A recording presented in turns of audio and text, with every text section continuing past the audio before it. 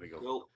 How you doing, everyone? Welcome back to Broadcast. I'm Billy Kirkwood. Relax. I have never heard of me either. If this is your first time ever listening to Broadcast, yes, it's put on by those sexy motherfuckers at Broad Beard Oils, bringing you it free each and every week. Don't forget, you can subscribe to the YouTube channel. You can check out the archive of all our amazing guests that we've had on Broadcast. We've had actors, comedians, MMA fighters, barbers, so much more. And this week, I'm delighted. I'm going to get to sit down with one of my old pals, somebody probably I've known one of the longest in comedy. We're going to get into this in a wee while. It makes us sound dead old, doesn't it, Obie? Old as fuck. Makes it sound old as fuck, but he's a comedian. He also does memory and mind workshops. We're going to get back to that. We're going to talk about travels through not only the world of comedy, but all the way over to Australia, the good and the bad, and missing your plane. We'll get back to that in a wee bit. I didn't think you were going to bring that up, Billy. I'm bringing it up, mate. I'm bringing it up. Don't worry about it. Listen, I'm delighted to have with me John O'Brien, otherwise known as Obie, the comedian. Right. How you doing, mate? I see that. I don't know where this Obie the comedian thing came from. I think that was on my website years ago. It is. It's exactly what it is. I think it was a guy. It was Kristen when they set the website up a while ago. There was Obie the comedian, and it gets stuck. And I don't like it. It's like sounds like Coco the clown. So I'll tell you what. We'll change it to Obie stand-up comedian. How does that sound? All right, mate. I think that sounds better. Sounds like Diva there. Obie the comedian. No, I get it, man. It's like once upon a time, I think somebody put in a newspaper, and it was Billy Kirkwood, Ayrshire comedy fizz bomb, and I fucking hated that. I really hate it. It's like a nickname you never wanted. And it's like the snooker players all get nicknames they probably hate. But they used to get shit like Hurricane. And what? That's the only player I can think of, actually. Like Preston Davis and all that. Oh yeah. Oh, bless him. Forgot all about Steve Davis. But man, you're in your flat. We're chilling out. We're just sort of catching up. How is the we were just talking before we came on. We've just finished at the Fringe. How is your Fringe for you, mate? Because you were saying that's the first time you've kind of really been on stage since all this, since lockdown happened. Well, basically, you know what happened, Billy? See my first gig after the lockdown. Yeah. It was a Monday before the Fringe. Right. Right, and I hadn't really been chasing gigs. I knew the Fringe was coming. Aye. And I was like, shit, I'm doing 3 shows a day next week. And I ended up driving down to Manchester to do a gong show. Oh, mate. Just because I seen it online, I was like, just because I wanted to go on stage. Yeah. And so it was the Frog and Bucket, plus I wanted them to see me and stuff. Yeah. And I drove down. It was like a 3.5 hour journey down, 3.5 hour, 4 hours back, just to do 5 minutes, just to get back on stage. Right.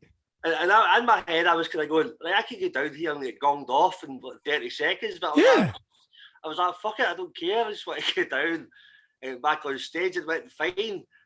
And I was just that keen because I knew I wanted to do something before the festival. That's mad. So when the Fringe reopened, which was all very last minute, when the Fringe reopened, and you went, right, I'm going to do 3 shows a day for 3 weeks. I've not done a gig. Oh fuck, maybe I should get back. Imagine a pilot did that. Like got behind like the wheel of a plane and went, well, I'm not touched this fucker in 18 months.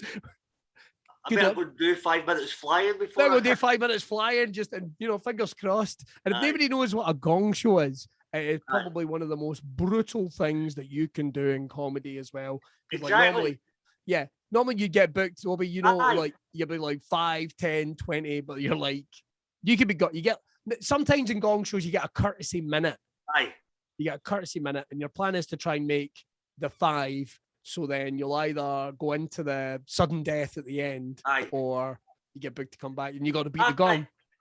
I was saying the thing was, I just wanted to do it for something to do, even to drive, and I was prepared. I was like, could my ego handle that? Because it doesn't matter how long you've been doing comedy, anybody can get gonged off. You've probably seen it, and it's like I just wanted to get down and do it for the hell of it. Yeah, you just to be in a room full of people again. Yeah. It's madness. My brain just went, just fucking do it. And you wouldn't take it personally either, because it'd be like, I had laughed. See if I lasted a minute. I did last the 5 minutes. I don't know, right? But if I'd lasted a minute and come back up the road, I probably would have laughed all the way up the road. Well, how silly it was. There's a brilliant comedian called Paul McDaniel who's got a brilliant bit about how he went hello and he got gonged off. Back up the bus. I've seen him back do that. Up in the bus. So next time he went back, he worked up, he tightened up that hello, changed it. Right, listen, fuckers, gone. He was going back. So we got to talk about what a journey. There's loads of stuff we've got to talk about here. First of all, 20 years in Scottish comedy. Mate, you get less for murder. Why would you... what was it like 20 years ago getting into comedy? I mean, I've been going about 15 years now. So you knew the comedy scene before I came on board here in Scotland, particularly. What was it like back then? How did you even go about getting into it? I've got somebody. Can you hear there's somebody fucking working up the stair? Can you hear that? It's all right. Don't worry about it. Don't worry about it. You're going to hear my kids murdering each other in the background, so don't worry about it. That's cool. So how did I get in there? Well, I actually done Viv G's. I think you done Viv G's course as well. I did. So I think I'd done our second course, our second ever one. All right, okay. So I was like, probably similar to you, Billy. I always wanted to do stand up. Yeah. I think that just need for validation for strangers, and but I had no idea how to do it. Uh-huh. And I think I just seen an article in the Sunday Mail or something. It was just a wee article about Viv's course. How mad is that?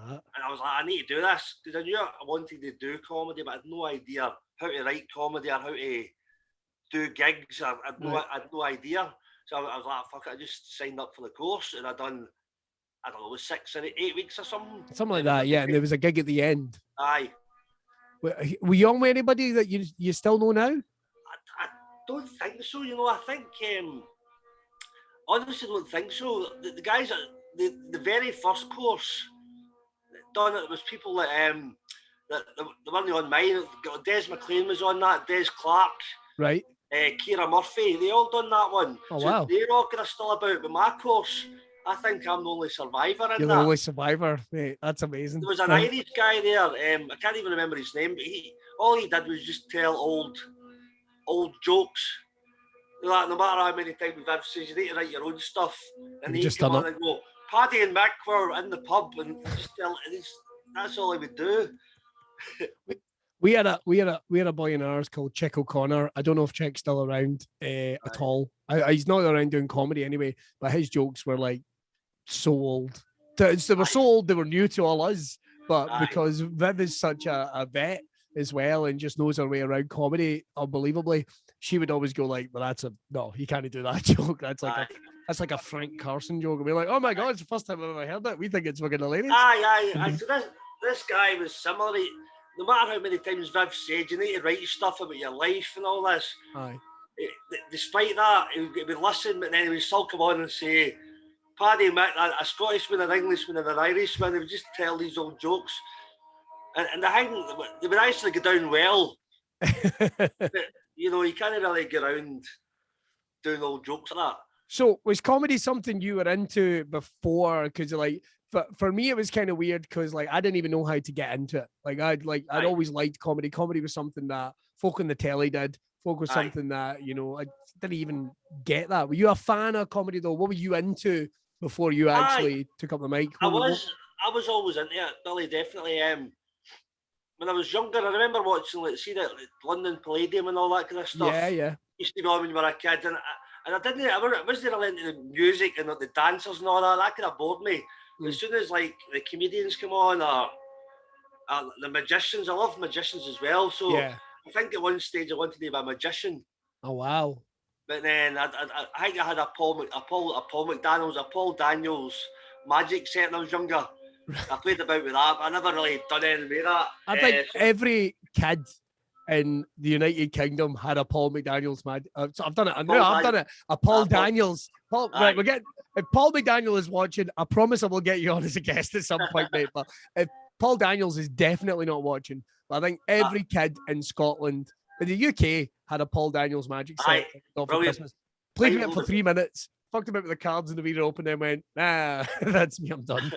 I learned about 3 tricks, and then I got bored with it after that. That was my magic career over. It's a lot of hassle, man. Comedians, I mean, I know a couple of magicians which are really amazing guys, and I love gigging with them. But I'll be honest, see if you're on like a cabaret show where a magician that you don't know and they die in their arse, I fucking love it, man. I love it. I love it when tricks don't go well. But and so you did the course, man, and this is what I'm always interested. So you did the course. Because like it's kind of like at uni, and it's kind of like at any other, if anyone's listening, any other business, any other training, like there's nobody there going like, all right, and now this is how you get gigs, or this is how you get work. You're just kind of like, that's you done, you're on your own, go for it. So what did you do to start getting gigs? Where did you start gigging? Well, I try to think. So the first one I done was in Blackfriars. That was Viv's gig. Right. And that was the one at the end of the course. I'm sure it was Raymond Mearns that compared it. Oh wow! So he compared my first gig, and I don't think there was that many about. I think there was a state bar. Yeah, which was at one point one of the longest running gigs in comedy. Aye. So Billy gave me a few gigs at that point. Aye. And there was another few about here and there. I think I was quite lazy. See, the first few years. Right. I think I maybe done a few, and then I think there's a couple of times I maybe had a bad gig. And then I'd disappear for 6 months. You know, I'd kind of go, you maybe have a bad gig and go, oh, fuck this. And then disappear with humiliation for 6 months. So I think I was like that for the first maybe few years. Right. You kind of very on and off for some reason. And then it wasn't until years later I kind of went, right, I need to actually put a bit of work in now. Jesus. So what made you want to come back? What made you want to come back? Just you enjoyed it and you wanted to make a run? I always... Hold on, it's dead noisy. That you hear that noise up the stairs? What is that? Are they trying to drill through? Obie, are you all right? Are you like held up in your flat or something? I need help, Billy. There's somebody trying to get in. I've got 20 quid in my wallet. The bailiffs, mate. They're coming for us. Bailiffs, that's what it is. They just started. I think they must be on Facebook. They went, Obie's doing a podcast at bang on 11 o'clock. I says, right, that's when we'll start doing the work. I've got a question, Obie, just before we go any further. Are you sure that mic is on? Aye, it should be. Can you not hear it? I get the feeling what I might be able to hear is the one in your laptop. Aye, hold on. I'll double check it because it says... Are you playing a keyboard? Hold on, let me check my glasses. I'm sure it is on. It's probably hard to hear with that thing up. Hang on. Oh, hello. Better. That is better. That's the mic. Yeah, I think I had my thing mic up, my laptop mic. Don't worry about it. We're doing it live. It's all good. It's all good. There you go. You're perfect now. Yeah, clear as a bell. Clear as a bell. And that probably put us off for the shit going on up the stair. These noisy bastards. Always happens at the wrong time, doesn't it, Billy? Yes, definitely, mate. But don't worry about it. Listen, so you started getting into gigs, but there wasn't that many because, like, it's weird because I still consider myself quite new, which is mad because time flies when you're having fun, doesn't it? But, but even from when I started, like, there's 20 times the number of folk trying to get into comedy or doing comedy, and it seems to be 20 times the gigs. So there definitely wasn't as many people doing it then. Yeah. I don't think there's definitely hundreds more people doing it, probably more gigs now. Right. I don't think there's as much gigs now because of the pandemic, but there will be, I'd imagine, at some point. They'll slowly start coming back. So we don't need to worry about that. But in terms of like who did you base your stuff on, Obie? That's what I'm always interested in because, like, it sounds mad, but if somebody did like an Obie bit to me, I would know it was an Obie bit. Right. Like if somebody went, "This is an impression of Obie," who's this an impression of? I would go, Obie. Like I know like how your mannerisms are, but how did you come up with the way you're doing things? How did you come up with who? Was there anyone you based your stuff on, or was it just like, fuck it, let's just go for it? I'll just be me. See, I think so. So I think, try to think. When I grew up, my favourite comedian was Robin Williams. Mine too. I'm not comparing myself to Robin Williams, but I think, I think I can. One of the guys I liked when I started was Raymond Mearns, I think. Yeah. So I think this party, the way he did it, the first kind of live comedian, I kind of thought I like that guy. Mm-hmm. The way he kind of works a crowd and he's loose, like, because I like to think that that I don't sound too rehearsed. Yeah. So I think that was always part of my thing. I always could, if I got good crowd work going. Yeah. I think when I started, I was lazy with writing, so I got quite good at interacting with people. Right. A bit like you, you're good at that. You're quite good at. Aye. You like to kind of go off the cuff a bit. I'm also lazy at writing. So I'm similar to you. I'm writing a lot more now, but yeah. I think that was in a good way. That was a good thing because I learned to work a crowd. Yeah. Because of that, and I became less kind of rehearsed. I know what you mean, because you do get comics that sometimes it feels like you get that in anything. You get that in musicians. You get that, and I mean, if they can't, it feels like they're just going by the book. Like you get football players that are just like, I'm here to do this and nothing else. And there's nothing wrong with those players. There's nothing wrong with those players. Like, you know, managers will pay a lot of money to get those guys because this is what they do. And then you will get comedians. It's like it feels like they press play and they will do the same set that they've been doing for.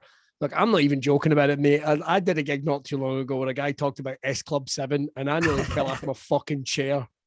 It's like this has clearly been his like jongleur set for like 20 years or something. Again, no, there's anything wrong with that. But in terms of, I like watching as a comedy fan. I like watching it, and even if a guy's been doing it for 20 years, the whole trek into it is giving the impression that this is the first time you're hearing this. Like during the festival, I like to kind of wander into the room as if I'm not really meant to be there and kind of start chatting to people at the back of the room and stuff like that. Yeah. The way in, like especially a festival show. I go, oh, by the way, I'm going to start in 2 minutes, but while I say that, I'm actually still talking to them, kind of sneaking in. Yeah, yeah. So I definitely like that.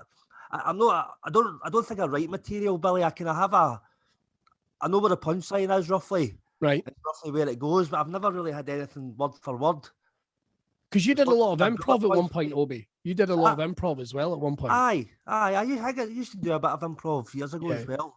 With the Improbabble? I'm going to say Improbabble. So I've done a bit with them as well. With Billy Bonkers and stuff like that back in the day. Billy Bonkers, oh my God. Billy Bonkers, That's a name I've not heard in a long time.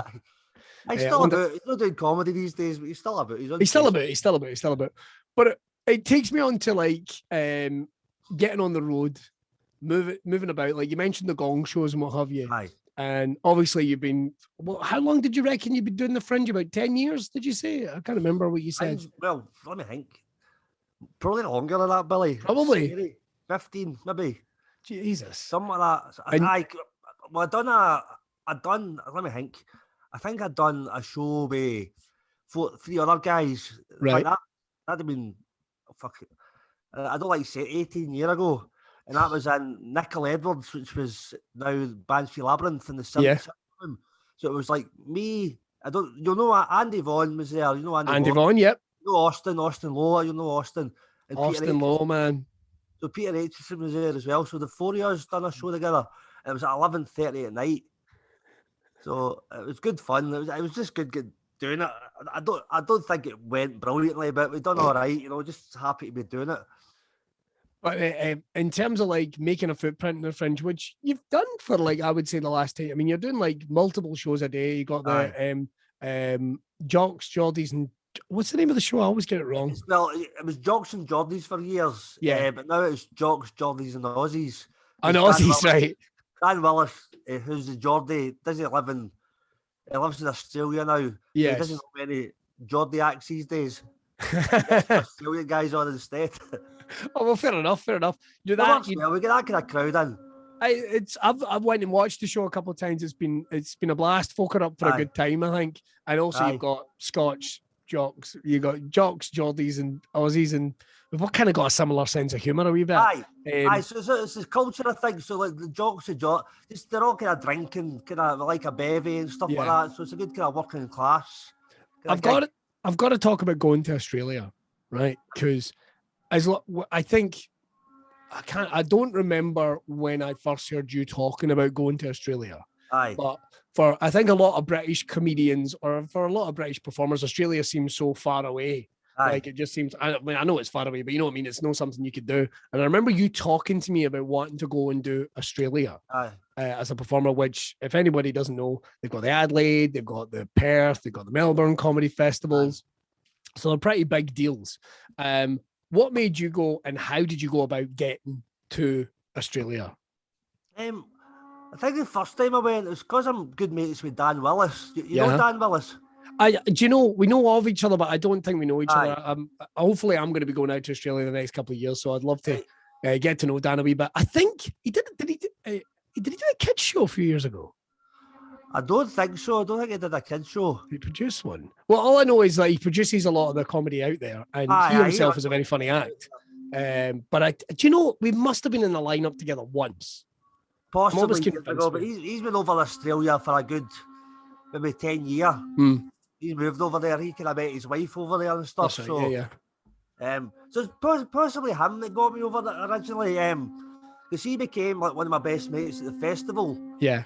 Because I kind of, you know, the first year I'd done the Meadow Bar, and he was there at the same time. We just kind of became drinking partners, basically.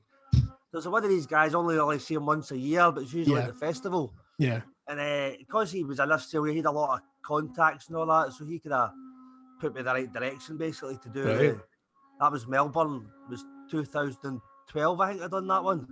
Yeah, I think that sounds about right, because I remember, did you not do a corporate gig or something and they paid for your ticket? That was a weird story, right? That was a bit. We're here for weird stories, Obie. We're here for weird stories. Tell me. Right, I've not seen this guy for years, right? This is something I don't really speak about it because I don't fuck it. It's like so. Like that year, right? I decided I was going to Australia. Now, you ever do that? You ever had that thing? You decide you're doing something. Well, it's the whole manifesting thing, isn't it? You have to go. You know, it's happening. Go, right. So I was working. You know. I feel like I've made you nervous here, mate. Don't name names if you don't want to. I'm telling you the story, right? Okay. I was working in 2011. I was working in the warehouse. I'd worked there for 6 years. Yeah. And I got a redundancy payment. It was only like 7 or 8 grand. It seemed like a lot at the time. I was like, I left the job, and I done the festival and all that. And that year at the festival, Dan Willis introduced me to another guy. And he said he could get me into Australia and stuff like that. He says, I can sort you out with a show and a venue and all that. And I went, all right, cool. Brilliant. And I decided there and then I was going. But what happened was it got to like October, November, and I was kind of making arrangements. But at the time, my redundancy money ran out. Right, so I was like, shit, right. I decided I was going, but then I just decided I was going no matter what. And but I had no money, and I kept trying to get a job to go, and I just couldn't get a job. But I kept speaking to this guy going, I'm going. I kept saying, I did decide, I just had it in my head I was going no matter what. And it got to like January or something. So I was going in March, and I still had no money to go. And so I decided to set up a kind of crowdfunder thing. Right. So I was in the Hulk Bar. Remember the Hulk Bar? I do, yeah. Right. So I got a wee video done. I just done a wee video on stage and he said, by the way, I'm going to Australia. I'm looking for funding. It was like a crowdfunding thing, like a $5 or a $10, like a DVD that I'd made at the time. That's right, I remember, yeah. So I done that. I was just because I was determined I was going no matter what. And but the thing is, Obie, you were doing that when no one else was, and now everybody's doing it. Do you know what I mean? So that's all right. So what happened was I was in the bar that night, and Kristen Moody was there. Yeah, Woody. Chris, and he was with another guy, this guy Stephen, right? And I was telling him, I'm going to Australia. I've no money, but I'm going. And he's going to think I'm mad. But this guy Stephen, who's running a dodgy business, he could have said, right, come to do like a networking thing. He asked me to do my memory thing at this networking thing that he does. And he says, I'll sponsor you, like 250 quid or something like that. And I went, all right. And then he wrote me a check. And I went in the bank to cash the check, and it bounced, right, because he hadn't wrote the signature on it and stuff. Right, and I was all right, because I didn't know the guy that well this time. And then, but I said to him, that bounced, by the way. So I come back, my next networking meeting, and do a gig, do some stand-up. Right. And then we'll give you some more money. And that night, I'd done that. He says, by the way, Obie, we're not going to give you this money. Instead, we've decided to pay for your flights. Oh, wow. I was like, holy shit. But it turned out, right, it took months and months. And this guy kept umming and on about it. And And eventually he did pay for my flights, and I went into his business at the time. Right. And to get the flights and all that. But it turned out like later on, right, this guy, oh man, later on, the people that work for this guy, like I get my flights paid for it, but the people that work for him never get paid that month. So I was kind of going, holy shit. I didn't know that guy that well. I got to know him a wee bit after that, but then I was like, no way. And what happened with this guy, right? He's like you know, these people that read The Secret and all that, and I don't know much about it. And the Bob Proctor thing. And all so that. Yeah. I think you just need to think about stuff, which is fair enough, but doesn't realise you need to put the work in. Yes. It was like, because I was so determined to go to Australia, he paid for my flights, but then his business ended up going down the tubes months later. Right. But then that month, because he paid for my flights, his staff never get paid. So, well, you don't know that. You don't know that. I mean, they should have been able to pay their staff and pay you. They should have been able to. But I didn't. But it was until months later I realised, like, holy shit, man, that guy he's just mad. Holy crap! Yeah, this big business with no money. People forget it, man. Like, you do meet. I mean, after a wee while, I mean, we can say it in any business. Like, you do meet folk that you go, you're dodgy. I think after a wee while, you like, especially in like comedy, you get, I'm starting a brand new comedy club and it's going to be on 7 days a week, and you're just like, no, you know, how you paying for this? Madness, isn't it? Exactly. Oh, don't worry about it. Don't worry about it. It's like, oh shit, man. Only months later, I thought, holy shit, man. I made this happen, but those people didn't eat that month because I went to Australia. I'm sure it's not like, come on, the flight of a ticket and the flight of the price I'm paying his staff. I'm sure it all got sorted out. Well, I probably didn't, but let's face it. So, Liz, you did very well to keep his name out of it. Don't worry. I know, I did, mate. I did. But we got to talk about going to Australia, right? Because it's kind of weird, but it's always somewhere I wanted to go. And I'm very frustrated because in the last 5 years, I've came so close to going. It's unbelievable. In fact, originally I was meant to be going this year in 2021, but that's up. Obviously that didn't happen. So, hello, I've lost your picture for a second. There's a wee cat. You're back. Why is there a picture of a wee cat? I don't know, Billy. Right, because like that flight, then people never get paid. That's karma. That's the guy. He now works for Virgin Media. Right, I tell you what, we'll crack on because at least I can hear you. Your phone's down, but we'll crack on. You can still hear me, okay? Have I disappeared? I thought it was You've disappeared. You're not on screen anymore. Fuck's sake! There you go. You're back. There you go. Technical issues. But going to Australia, somewhere I've always wanted to go. What was it like for you, Obie?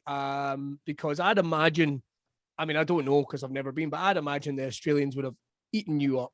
I know you knew Dan, obviously, so you went over under, Dan's been able to show you the ins and outs and what have you. But how was Australia for you, mate? It was all right. So that was 2012. I was in Melbourne, and it was tough. I think the same. Melbourne's quite a select festival, though, isn't it? Aye. So it was tough, audience-wise. Getting big numbers was hard work. Okay. But I think it's a bit like Edinburgh, right? Because I've done Edinburgh for a few years, and I've built up a kind of audience there. Got you. So I think it's a similar thing in Australia. I need to go. I've not been enough to build up enough of an audience shit. Okay. So I done all right though. I kind of covered my flight. Well, covered that guy's flights. So I covered the costs and stuff like that. And Perth was the same. So I was in Perth last year. And it was similar. So I didn't get big crowds, but I think I've learned a lot. Yeah. Going back again. And I think now the secret is, let's see, I want to do more with guys like Gary Falls and Gary Meikle are doing. I think like Gary Meikle went over to Australia last year. He done quite well because he's got a big following online. Yeah. And I think that's the way you've got to do it these days. It'd be a little bit of that. 100%. Or you've got to have some type of, I hate using, I mean, it's such a fucking 2021 thing. You've got to have your unique selling point and your blah, blah, blah, your brand. I hate the expression brand. I know, so do I, Billy, but it's like, it's something that, especially if you want to do solo shows these days. No, totally. You've got a decent following, so you could probably say like a good show in Glasgow and stuff like that. So it's just about building that kind of stuff. Fucking no idea, mate. No idea. You're all right. You're never on. You're always online, so it does help, I think. But we got to like a couple more questions about Australia. But the one thing I'm going to ask about this first trip that you took is this the one you missed your flight back? Aye. Right. I'm going to get PTSD after this. How did you? Sorry, but look, it's all soothing. It's all getting out there. How did you miss your flight back? Because I think I do. Did you put up like a thing, like a Kickstarter or something to get back? Because I seem to remember throwing 20 quid at something, but maybe that was the one to go. I can't remember. I don't remember. That's what this podcast's about, Billy. I want the money, but basically the guy from the dodgy business 20 is trying to get his flight back. This bastard owes me 20 quid. I know what it was. I'll tell you what happened, right? You know how you get something in your head? You know, like in my head when I was there, I had a room in a hostel, my own room. Yeah. And I put my itinerary, my flight and all that in a cupboard. And in my head, I decided I knew that I was going back on the Sunday. I just had this date in my head. So I was there for like 3 or 4 weeks. And I had this date in my head that I was going home on that date. You know, I just had it in my head. And it was decided that's when I was going home. And I remember the last day, these noisy bastards up the stair. It's fine. I remember the last day, the Friday before, I thought I was going on the Sunday. Right. And the Friday, I went for a beer. And I had a mate that I used to go to school with, lived in Melbourne. Okay. I went to his house for a bevy with him and his wife and stuff like that. And so I was staying overnight with him.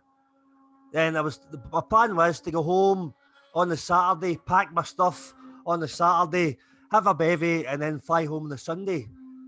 So I went home and I was kind of slept my hangover and that, and I thought I'll get up and I'll start packing because I'm leaving tomorrow. And I remember getting all my stuff in my suitcase, and I got my itinerary out, my flights, and I looked at my flight details, and this was a Saturday. And I thought, right, I'll just double check my flights for tomorrow. And I looked at the flights and I looked at the date and I went, is that not today? And I looked on the time and it says my flight leaves in like an hour of when I was in my flat, and it takes about an hour. You were never making it. Aye, so it takes like an hour to get to where my hostel was, to the airport. Yeah. And you're meant to be there 3 hours before. And I was like, I just kind of stared at it for about 10 minutes and I went, shit. Fucked it. Just fucked it. And my money'd run out by then, so I was like, fuck. But then people have done that. That's something everyone's done. You've convinced yourself of a date. I've heard people doing that on their holidays and shit. Aye, like flying to Spain, no Australia. Well, I'm just trying to make you feel better. But you've not made that mistake since, and you've been over to Australia a good few times. I know you've done shows with Dan over there, and they've gone really well. And you've been over here doing the Fringe, and you're the fucking king of the Edinburgh Fringe, man, because you seem to be doing all these shows. Aye. Someone literally this year was saying, do you know Obie? And someone that has no immediate connection with us, you know what I mean? Like somebody, and it was like, brilliant, yeah, go and fucking see Obie. And it was cool, man. It was really, really cool. It was good. I've got to ask about the memory and mind workshops. And I know you said you're not doing them just now, but it might be something you might go back to. Aye, it's something I want to do again. I enjoy doing it. Yeah. Now I know you even incorporated this into your comedy shows, because you did the whole the numbers thing and what have you. Aye. But what was your sort of how did this all come about? Why did you get into this and study this and make this something that you wanted to be teaching lessons in? Noisy bastards. So what it was, Billy, I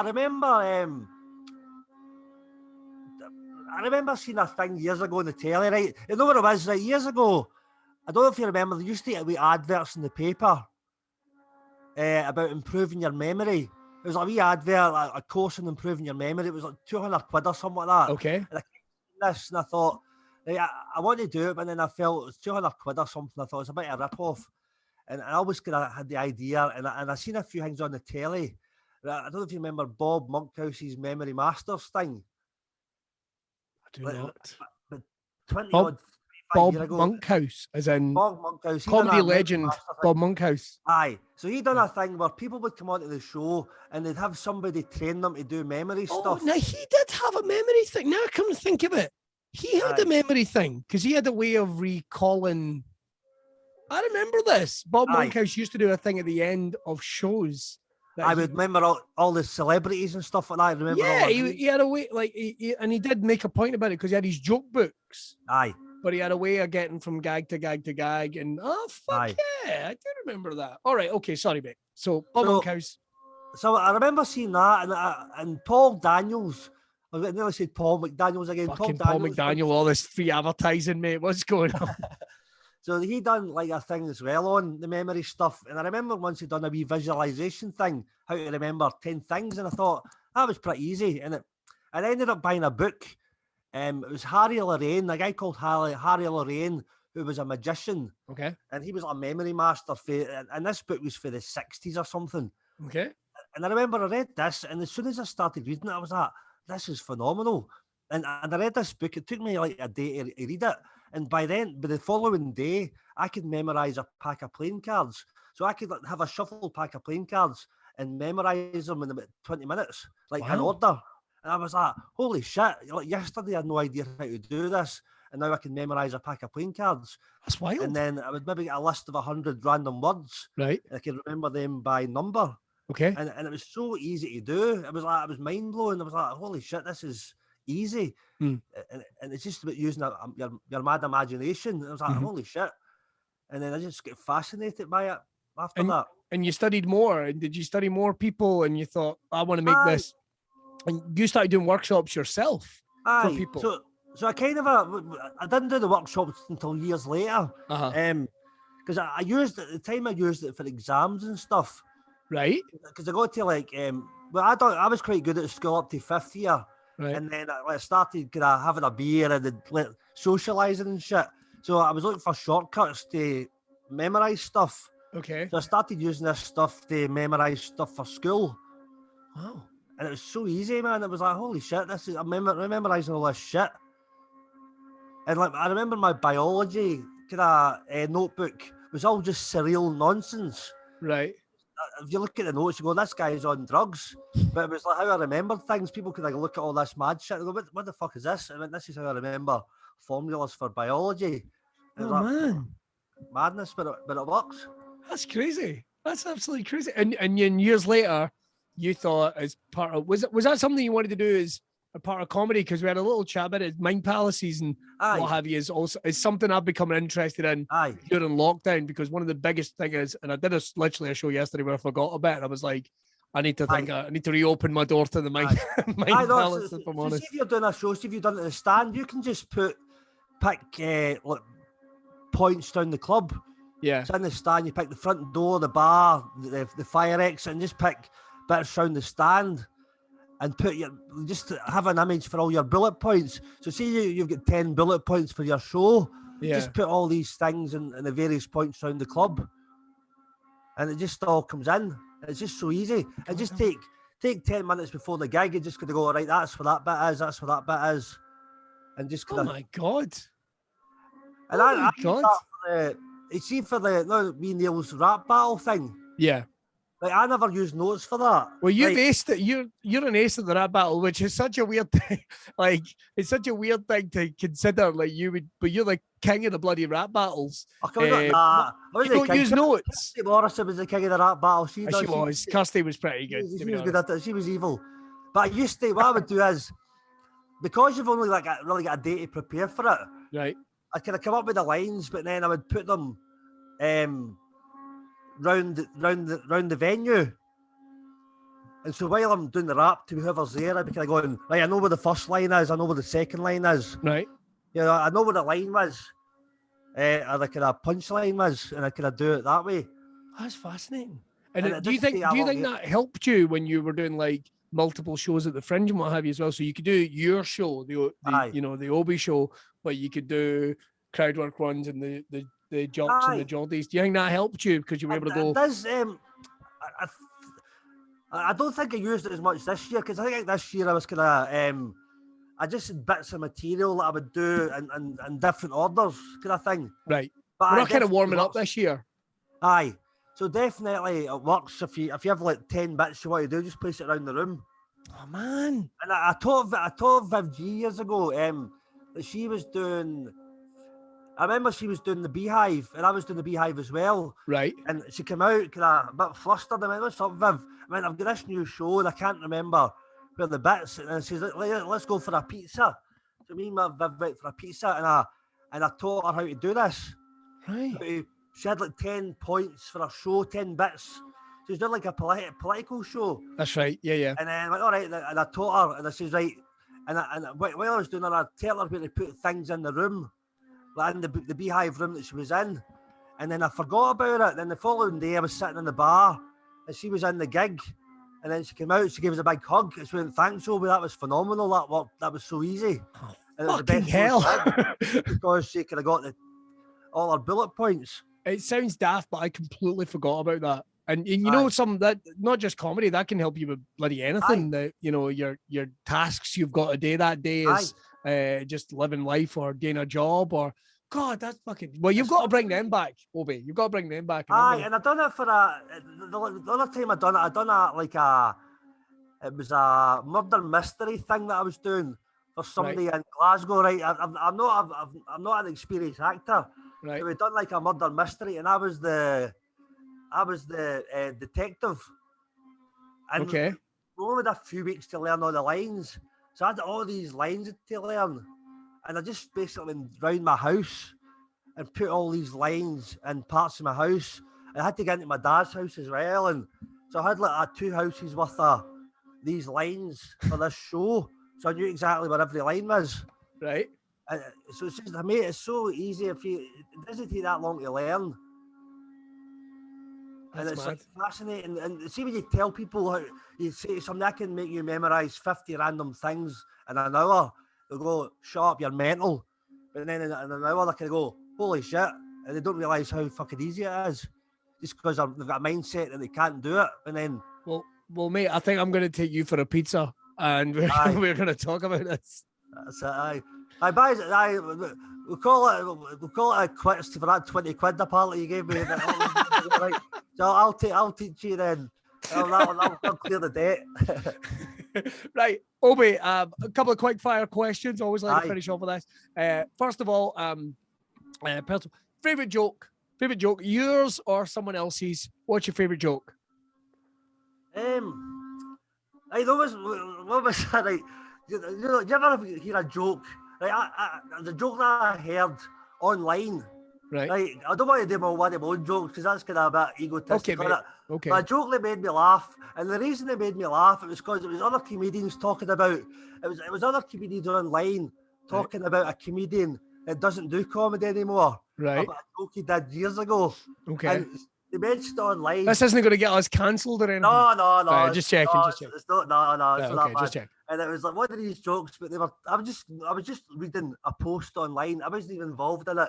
And somebody done this joke. It was like Alan Miller. Remember Alan Miller? Oh, I do remember Alan Miller. Yeah. Phenomenal, right? He still makes me laugh now. He's in Burniston and stuff. Yeah, he's amazing. He's a brilliant writer. So somebody mentioned a joke that he did years ago, and I read the joke and I was laughing my head off, just imagining Alan doing the joke. You know what I mean? Because I just visualised him doing it. And what was the joke?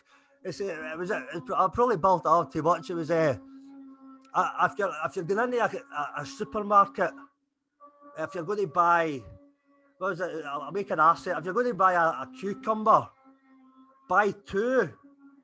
If you're in a supermarket, if you're on your own, if you're going to buy a cucumber, buy 2, so that they don't think you're sticking one up your ass, right? And so they it says you could. And the punchline was you can all. I made an asset. The punchline was you can always eat one. So it's like. It was just, you can buy 2 in case they think you're sticking one up your ass, but you can always eat one. And it was just the thought of Alan doing that joke, because you just imagine these mannerisms, these kind of silly stuff. I used to love it because he used to come firing on stage, and he would. I mean, it's not It's not exactly a lie, but it did always make me laugh that he would go, I just had a huge shit.